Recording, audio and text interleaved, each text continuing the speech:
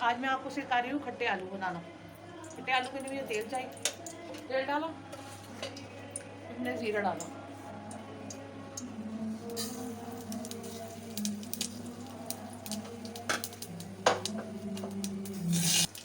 एक चमचा मैंने अदरक लहसुन डाला, ये नमक है, मिर्ची, और ये मैंने 1 चमचे जो है वो पिसी हुई हल्दी ली है, ये मैं सब डाल दूँगी।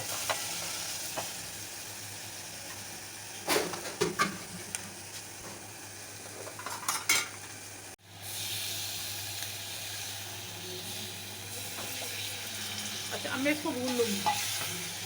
भूनने अच्छा, ये मैं अब आलू डाल देंगी।